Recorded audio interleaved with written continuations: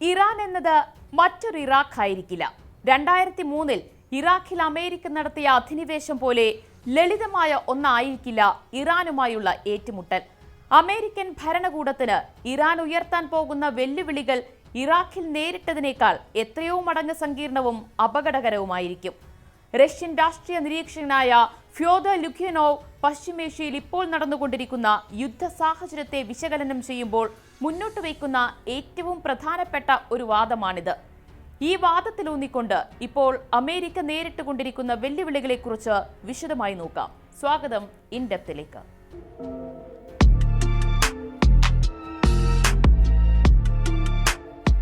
2003 US ഇറാഖിനെ ആക്രമിക്കുമ്പോൾ Saddam Hussain തികച്ചും ഒറ്റപ്പെട്ട ഒരു ശക്തിയായിരുന്നു. എന്നാൽ ഇറാൻ അങ്ങനെയല്ല. മേഖലയിലാകെ പടർന്നുകിടക്കുന്ന അതിശക്തമായ ഒരു പ്രോക്സി ശൃംഖല ഇന്ന് ഇറാനുണ്ട്. ലബനനിലെ ഹിസ്ബുള്ള, യമനിലെ ഹൂത്തികൾ, ഇറാഖിലെയും സിറിയയിലെയും വിവിധ ഷിയ ഗ്രൂപ്പുകൾ എന്നിവർ ഇറാന്റെ സൈനിക ശക്തിയുടെ അവിഭാജ്യ ഘടകമാണ്.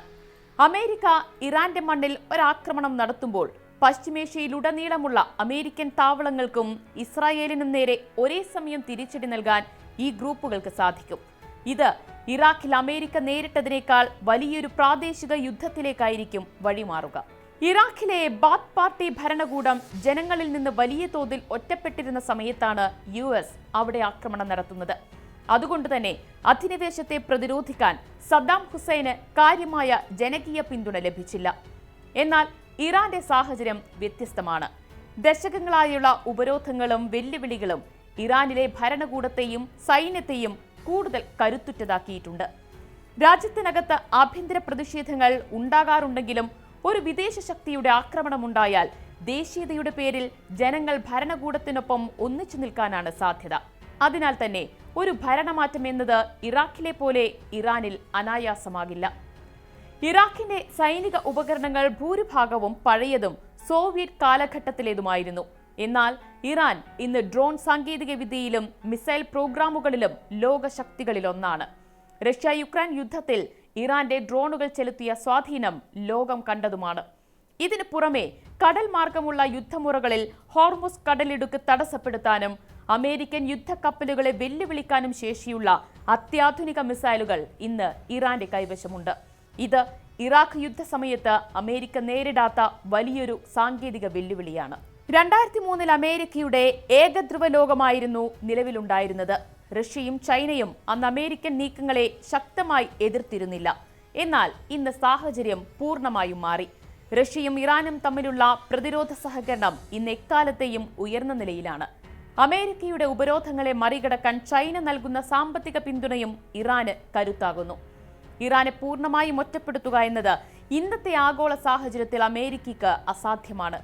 എങ്കിലും ഇറാന് വേണ്ടി അമേരിക്കയുമായി ഒരു നേരിട്ടുള്ള യുദ്ധത്തിന് റഷ്യയോ ചൈനയോ മുതിരില്ല എന്ന യാഥാർത്ഥ്യവും നിലനിൽക്കുന്നുണ്ട്. എന്നാൽ ഈ രാജ്യങ്ങൾ നൽകുന്ന നയതന്ത്ര പിന്തുണ അമേരിക്കയുടെ ലക്ഷ്യങ്ങൾ പൂർണ്ണമായി വിജയിക്കുന്നത് തടയുകയും ആഗോള സാമ്പത്തിക ക്രമത്തെ തകിടം മറിക്കുകയും ചെയ്യും. ഇറാഖിൽ കൂട്ടനശീകരണായുധങ്ങൾ ഉണ്ടെന്ന വ്യാജ ആരോപണത്തിലാണ് അമേരിക്ക യുദ്ധം തുടങ്ങിയത്. എന്നാൽ ഇറാൻ ഇന്ന് ഔദ്യോഗികമായി തന്നെ ആണവശേഷിക്ക് തൊട്ടടുത്തെത്തി നിൽക്കുന്ന രാജ്യമാണ്. ഒരു യുദ്ധമുണ്ടാകുമ്പോൾ ഇറാൻ തങ്ങളുടെ ആണവ പദ്ധതികൾ പരസ്യമാക്കാനും ആയുധം നിർമ്മിക്കാനുമുള്ള സാധ്യത തള്ളിക്കളയാനാകില്ല. ഇത് ഇസ്രായേലിനും അമേരിക്കയ്ക്കും വലിയൊരു സുരക്ഷാ ഭീഷണിയാണ്. കൂടാതെ ഇറാനിലെ പുതിയ പ്രസിഡന്റ് പടിഞ്ഞാറൻ രാജ്യങ്ങളുമായി ചർച്ചകൾക്ക് താൽപര്യം പ്രകടിപ്പിച്ചിട്ടുള്ള ഈ സാഹചര്യത്തിൽ ചർച്ചകൾ പാതിവഴിയിൽ നിർത്തി യുദ്ധത്തിലേക്ക് നീങ്ങുന്നത് അമേരിക്കയുടെ ആഗോള പ്രതിച്ഛായയെ കൂടുതൽ മോശമാക്കുകയും ചെയ്യും. ചുരുക്കത്തിൽ ട്രംപ് ഇറാനെ പഴയ ഇറാഖ് മോഡലിൽ കൈകാര്യം ചെയ്യാൻ ശ്രമിച്ചാൽ അത് വലിയ പരാജയമായിരിക്കും. ഇറാൻ ഉയർത്തുന്ന വെല്ലുവിളികൾ കൂടുതൽ ആഴത്തിലുള്ളതും പ്രവചനാതീതവുമാണ്. ചർച്ചകൾക്കും നയതന്ത്രത്തിനും മുൻഗണന നൽകുന്നതിന് പകരം സമ്മർദ്ദത്തിലൂടെ മാത്രം ഇറാനെ കീഴ്പ്പെടുത്താം എന്ന് കരുതുന്നത് പശ്ചിമേഷ്യയെ വലിയൊരു സ്ഫോടനാത്മകമായ സാഹചര്യത്തിലേക്കായിരിക്കും എത്തിക്കുക. ട്രംപിന്റെ പുതിയ ടീം ഈ വെല്ലുവിളികളെ എങ്ങനെ നേരിടും എന്നതിനെ ആശ്രയിച്ചിരിക്കും വരും കാലത്തെ ആഗോള സമാധാനം.